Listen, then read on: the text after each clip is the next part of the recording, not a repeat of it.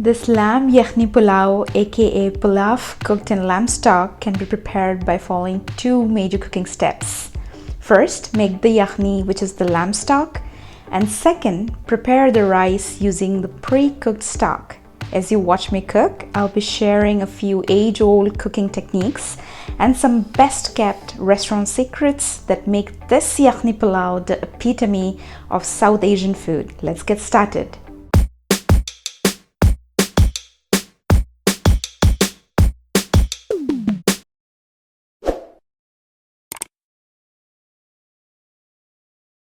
Hi, I'm Shenaz and welcome to Naz It Up. Lamb Yakhni Pulao is one of the most celebrated recipes from India. I can't wait to share my version of this recipe, and so let's straight away dive into it. To prepare the yakhni or the meat stock, I'm using some fresh lamb raised and grazed in Ontario.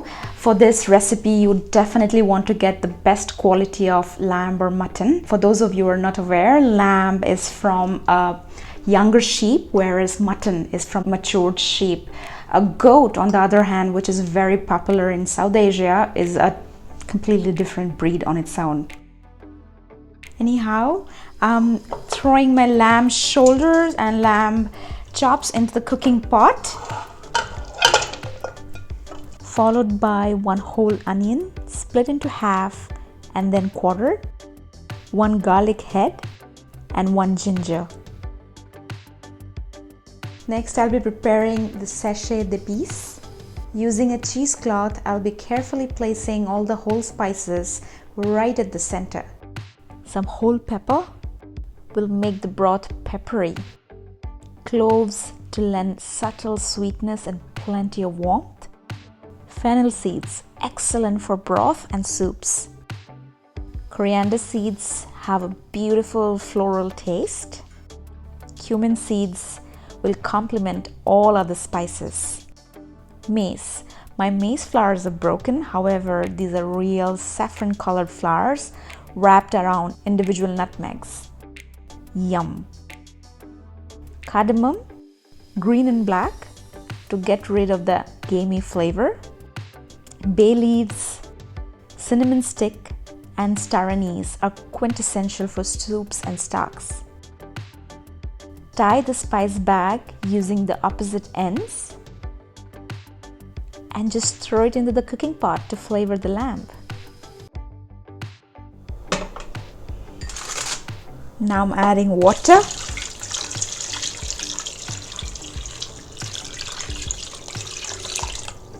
Season with salt.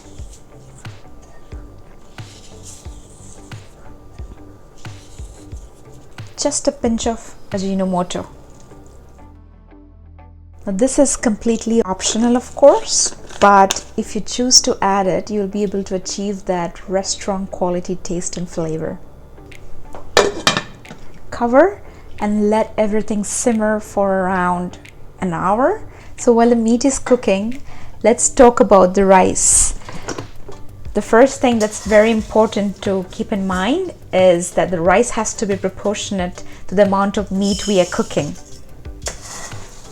In the description below, I've put up a very detailed list of ingredients which will be helpful for you guys whenever you're making this recipe. Wash the rice at least 3 times and soak it at least for half an hour, but not more than an hour.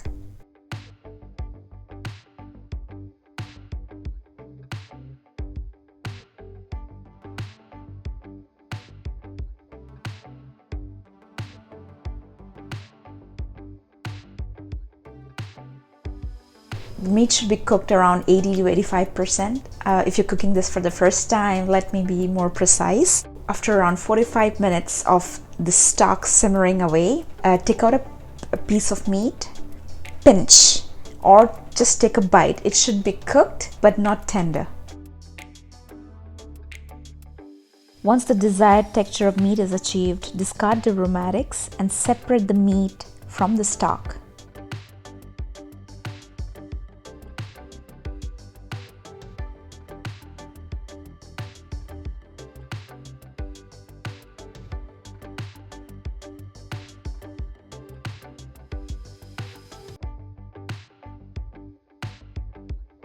Mash the garlic to create a paste and discard the outer layer. Make sure to keep the cooked lamb covered. This will ensure they remain moist until you cook the pilau. Okay, time to cook the pilau. I'm using a heavy bottom pan. If you do not have one, use a cooking pot that can comfortably fit over a flat pan. That would help you, do the slow cooking and will prevent any burns. My flame is on medium. I'm adding some ghee, which is basically clarified butter. It's already starting to smell amazing. Now I'm throwing in my sliced onions. You'd want to saute the onions until they're light golden. This particular color is important because we don't want to, darken the onions and turn them brown. That would really affect the color of the pilau as well. We really want the pilau to be beige and beautiful.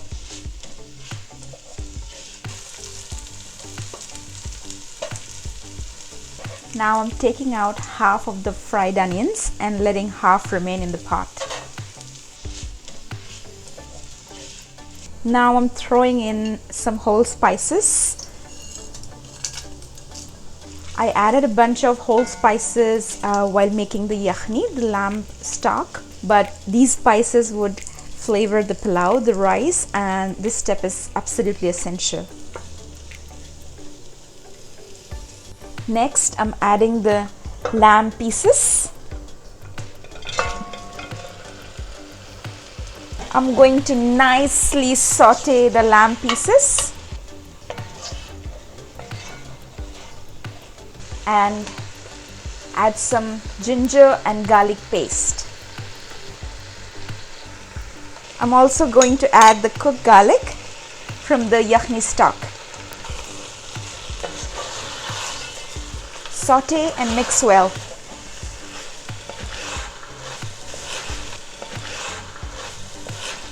After sauteing for a couple of minutes, I'm making some space here and adding whisked yogurt,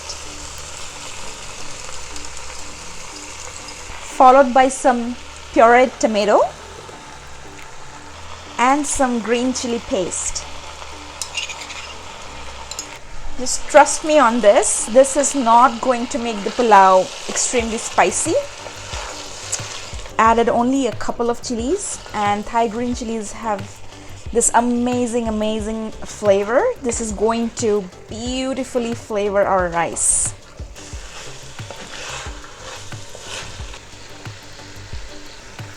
Now it's time for the rice to go in.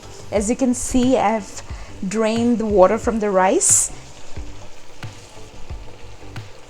Thoroughly draining the water from the rice will allow to properly saute the rice. Now, why is sauteing the rice so important? It's important because it allows the flavors of basmati rice to bloom when you saute, but we're not going to saute it for too long, just for a couple of minutes.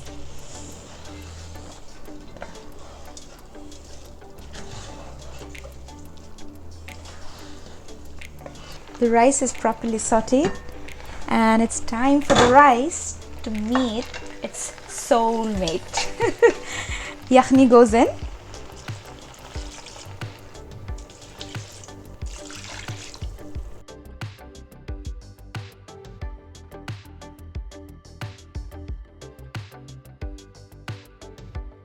Pulao should not be confused with biryani.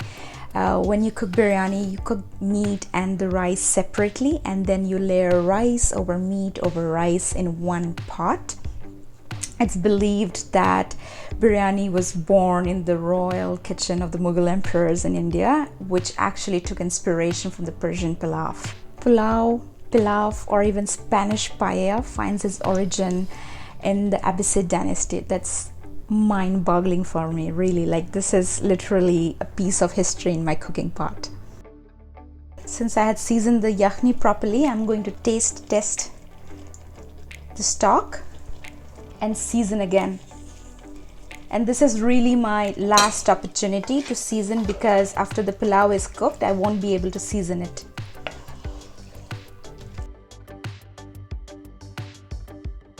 Throwing in some mint leaves and couple of whole chilies. Cover and let it simmer for 5 minutes. After 5 minutes, adding some rose water and some kera water. Now kera water is basically the flower of a fragrance screw pine. If you have kera essence, which is thicker than kera water, make sure to dilute it. And then I'm adding some food color just on one side for a bit of drama. This is obviously optional. And then I'll let this cook an absolute low flame for around 45 minutes. And while the lamb yakhni pulao is cooking, I'm going to prepare some red chutney and some pickled onions. So easy to make. For the red chutney, I'm using 1 tomato, soaked dry chilies, couple of garlic cloves, cumin seeds, vinegar, and salt to taste. Add water to aid in the blending process and just blend away. You can keep this chutney stored in the refrigerator for up to a week. How simple was this to prepare? For the pickled onions, I've cut an onion into some rings. Add warm water and some vinegar. Then throw in some cumin seeds, salt and sugar, and submerge the onions into the vinaigrette.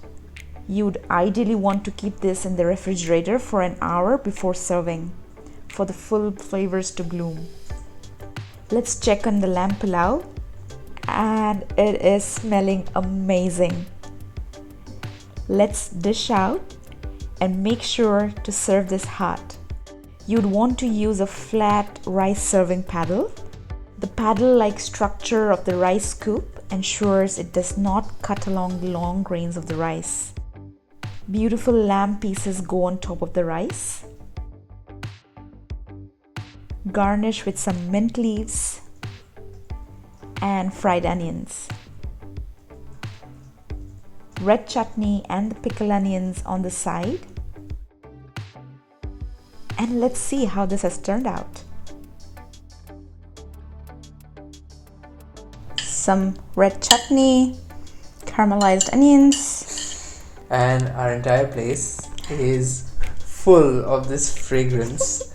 I've been waiting. Shall we? The rice has showered and bathed, in the beautiful lamb stock. The beige color of rice looks stunning.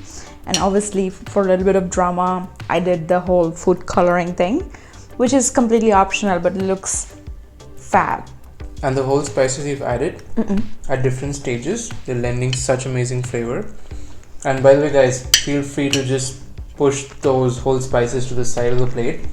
They're not supposed to be eaten. Just overpowering it would be. I was watching Patriot Act, and somebody asked Hasan Minhaj what he doesn't like in a biryani, and he was saying those flavor bombs, pepper, and it's like, you're not supposed to eat it. I'm like, you're just supposed to enjoy the rice and the lamb. Yeah, don't bite into those whole spices. If you've enjoyed this video, please hit the like button. If you have been watching and you have somehow not subscribed, please do consider subscribing. We have a lot of amazing videos. Cook this recipe at home and leave your lovely, valuable comments below. I'll see you guys in the next one. Bye-bye.